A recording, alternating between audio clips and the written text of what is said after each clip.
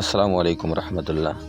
প্রিয় খামারি ভাই ও বোনেরা, আমার খামারের যেই গরুগুলো আছে গরুগুলোকে কিভাবে আসলে মশা মাছির হাত থেকে বাঁচাই খুব সহজ উপায়ে সেটি আপনাদেরকে দেখাবো।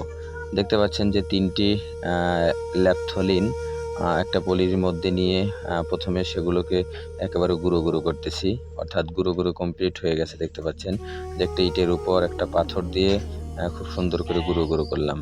এখন আমাদের প্রয়োজন পড়বে একটা বোতল।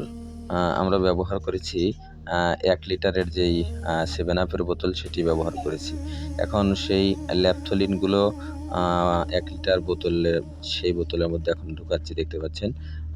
এখানে ঢোকানোর পর ঢোকানো যখন কমপ্লিট হয়ে যাবে ল্যাপথলিন ৩ টা, এই ৩ টা ল্যাপথলিন কিন্তু ৳৫, অর্থাৎ ৳২ পিস। ৩ টা কিন্তু ৳৫।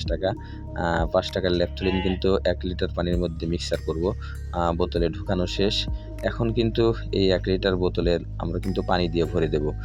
টিউবওয়েল থেকে পানি এনে সেই পানি দিয়ে আমরা ল্যাপথলিন যে গুঁড়া করলাম সেটি বোতলের মধ্যে দিয়ে এখন খুব সুন্দর করে পানি দিয়ে দিলাম। পানি দেওয়ার পর এখন স্প্রে যে একটা মেশিন আছে, অর্থাৎ ৳৩০ দাম, যেটা দেখতে পাচ্ছেন এখন এটি ৳৩০ দিয়ে আপনাদের আশপাশের যে মুদিখানার দোকান সেখানে কিন্তু পাওয়া যায়। আর বিশেষ করে গরুর যে বসির দোকান সেখানে পাওয়া যায়। সেখান থেকে আপনারা কিনে নেবেন। নেয়ার পর কিন্তু বোতলের মুখটা খুব সুন্দর করে আটকিয়ে এখন কিন্তু আমরা ল্যাপথলিনের পানি এবং খুব সুন্দর করে বোতলটাকে ঝাঁকিয়ে সেগুলো পানির সঙ্গে মিক্সার করার চেষ্টা করতেছি। কারণ গুঁড়া, গুঁড়া হয়ে গেলে পানির সঙ্গে কিন্তু খুব ভালো মিশতে চায় না। অর্থাৎ ভেসে থাকে অনেক সময়, মিশতে চায় না। আবার আমান ল্যাপথলিন দিয়েও কিন্তু এটি করা যায়। অর্থাৎ ল্যাপথলিন তো আপনারা জানেন যে দুর্গন্ধ। এই দুর্গন্ধের কারণেই কিন্তু মশা মাছি কিন্তু লাগে না।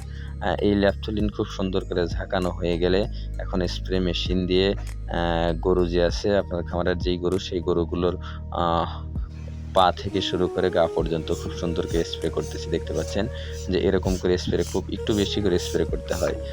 কারণ হচ্ছে পানির সঙ্গে মিক্সার করার কারণে ল্যাপথলিন কিন্তু খুব বেশি দুর্গন্ধ থাকে না। তার কারণে একটু বেশি করে যদি দেয়া যায় দেখবেন যে পায়ে আর মশা মাছি লাগবে না তা না, অনেকটা কম লাগে।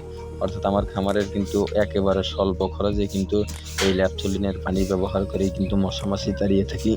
আপনারাও কিন্তু ট্রাই করতে পারেন। অবশ্যই ট্রাই করে দেখবেন যে আসলে মশা মাছি দূর হয় কিনা। একেবারে যে আসবে না তা না, কিন্তু অনেকটা কিন্তু মশা মাছি কম লাগবে। অবশ্যই আপনারা ট্রাই করে দেখতে পারেন।